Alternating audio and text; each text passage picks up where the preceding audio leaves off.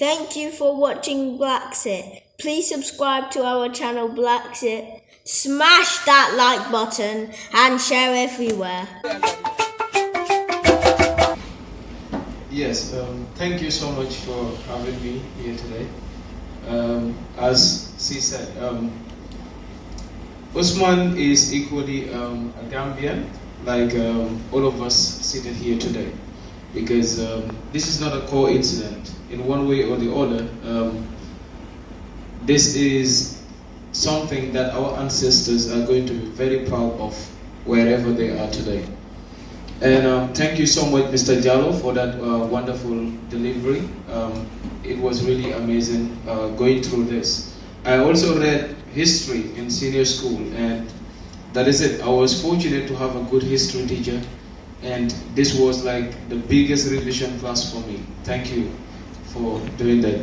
And coming back to the topic, I am an individual who believes that Africa is the future for the world, because Africa sat on the resources that feeds the world. Whether we believe it or not, there is no continent that can strive, no continent can develop in the absence of Africa. But somehow down the line, we have been missing this. He made mention of the coming in to the Senegambia region by different tribes. Many individuals came into the Senegambia region, the Gambia in particular, based on our own ethnic groups and etc. And we established systems. Systems were established here. There was nothing like Senegal or the Gambia. What used to exist were kingdoms, like the Kabus, like the Fuladu, like the Waro, the Bao, the Kayor, and etc. This is where how ethnic groups in the Gambia used to live, and within Senegal as well. But somehow down the line, we experienced and opening up, because we're known for welcoming strangers. Whenever people come in, we open up and say, come, be part of us. But the reality was that some group of individuals came in. First, we were hostile to them, but later on, we welcomed them. And we gave them everything. They promised that they were explorers. Little did we know that they were exploiters. So they came with a hidden agenda that we didn't know at the time. They started to penetrate into our culture, into our history, our civilization, our trade, in dealing with the people within the region. And by the time that we realized, they've introduced a system that was to eradicate or to put us down, as Brother Age made mention. That one thing that we all see in common, that is with colonialism, is that it has one effect, and that is putting us down.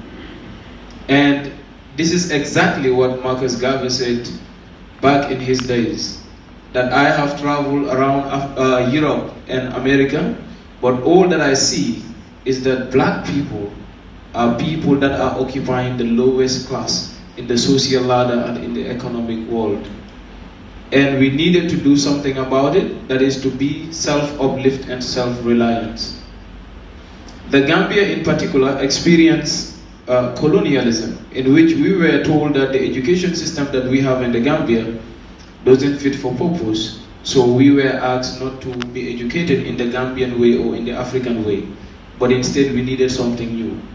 Our brothers here with the instrument came from part of the society in which these were the great people that we use as reference. When we want to be educated about us, we consult them. These are the people that were the most knowledgeable people around Africa.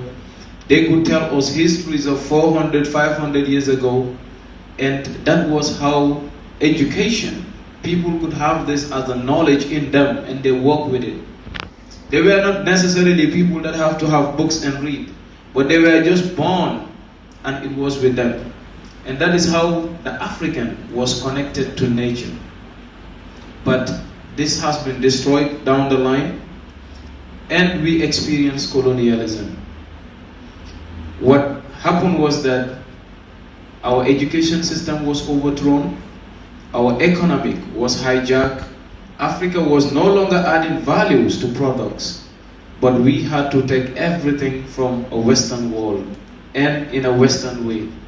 I told few friends just few days ago that when the international economic structures were formed, it was formed with a monopoly of Western knowledge.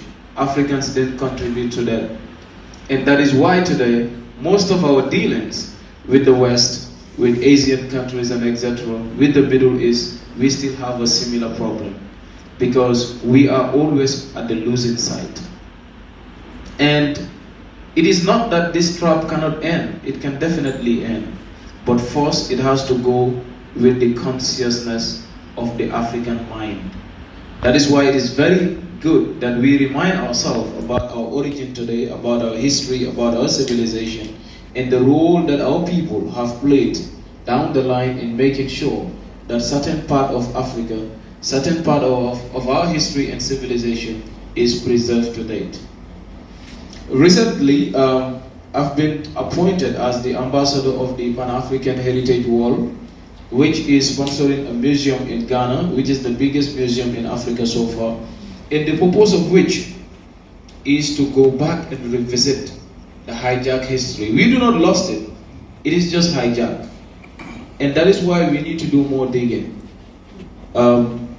Timbuktu is alive. A lot is there that we need to go and check.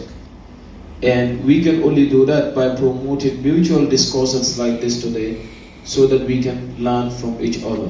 And another key thing that is very, very important, and everyone around the West today is afraid of what is going on, and that is the new connection that is existing between Africans and the diasporians.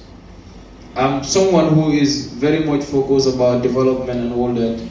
And I can tell you this, in 2020, the year of COVID, with all the COVID, with all the lockdown, with all what is happening in the world, the Gambians or people in the diaspora have contributed almost half of the Gambia's GDP in 2020 alone. More than 48% of the Gambia's GDP is money sent to the Gambia by people from the diaspora. So this tells the connectivity that exists, and I'm sure if this is better structured, Gambia will not need the IMF anymore. The Gambia will not need the World Bank anymore. And these are institutions built to keep us poor and to help Western countries to develop. Because when the IMF and the World Bank were formed, immediately after the Second World War, it has a purpose. And the purpose was to help Europe recover from the destruction that occurred in the Second World War. This was the objective. How were they to do this? With the US Marshall Plan introduced, but where do they get the resources? Africa. With France continue its colonial structure, from colonialism to neo-imperialism and etc. The British did the same thing. Belgium did the same thing. The Portuguese did the same thing. Then the US used its influence in the global politics and etc., making Africans to get into structures that destroys the African economy and not giving us the opportunity to think. And there is this book that I read, How Europe Underdeveloped Africa, which is, a good book that every African need to read. And the writer did not survive the publication of it because he was assassinated just a few years after the book was published. That tells you that they are aware of what Africa is capable of doing, but they just don't want us to think through that particular line. So we are here today as ambassadors. We are here today because in one way or the other, something have designed for us to be here today. And that is why it is very, very key that we recognize the opportunities, the potentialities in us, and how we can build that relation in terms of economy, in the social, in the political aspect of our society, in making sure that Africa get what it deserves. Many times, people encounter a lot of difficulties in the Western world. And exactly these are similar problems that we encounter here in Africa. But one thing in common is, it is all instilled by one group of individuals. And their objective is to make sure that Africa doesn't move on. But if we realize this as a people, then we can definitely be the change. And I always call on this generation that they must be the sacrifice. Every struggle demands a sacrifice. And that is us. It doesn't mean that we have to put our lives, we have to die for Africa to be saved. No, we have to be smart enough to live for Africa. That's right. Because that is our objective. That is what we need to do in making sure that Africa is where it is supposed to be. And they're not going to relax. We've seen with all these COVID things, with all these vaccines and others. I told people all the time, when the world decided to no more listen to Bill Gates about the internet, but to listen to him for health advices, is when everything turns down, because that is not his area. Exactly.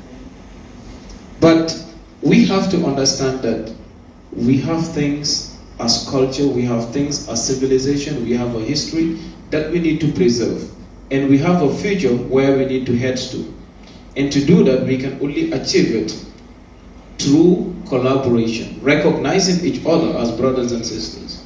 Here today, there is no different. If anyone comes here, all they can see is Africans. And that is what is important. There's no more like a diasporian African, no more like a Gambian African. We are Africans. That's right. And that is what we need to preserve. Because that is where we have the strength. That is where we have the power. And it is very, very important for us to recognize what we do, but at the same time supporting each other. It is very, very key. So just before I conclude, I just want to say this thing, that in order for us to move, we have to unite. And to unite, it doesn't mean that, people have to leave their own identity, people have to leave their own history, people have to leave their own past. No. Come together. Let us have a dialogue in which we promote content and a context. What do you put in, and how we can have a dialogue among ourselves in shaping something for Africa and shaping something for the future. On that note, I thank you all, and I'll equally be waiting for the question and answer session.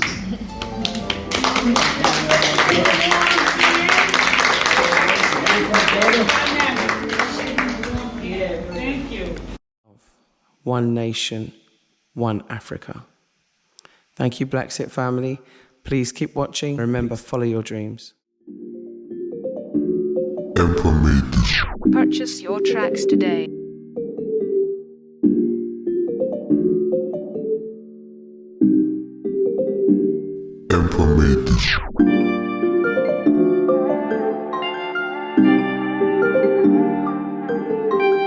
Purchase your tracks today.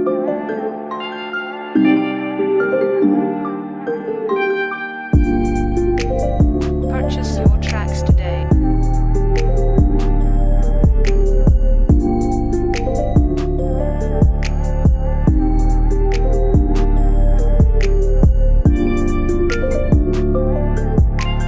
Purchase your tracks today.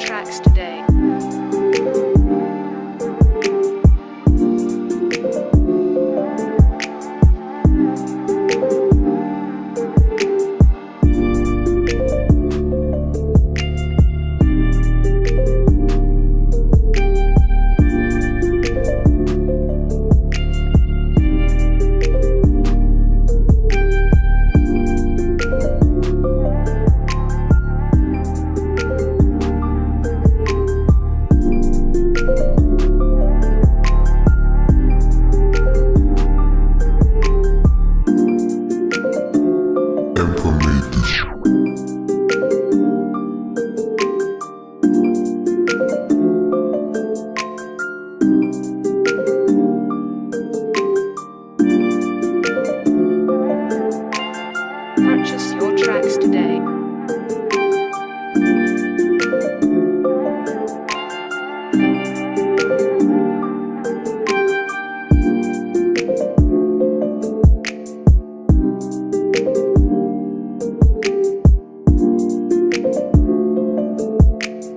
Purchase your tracks today.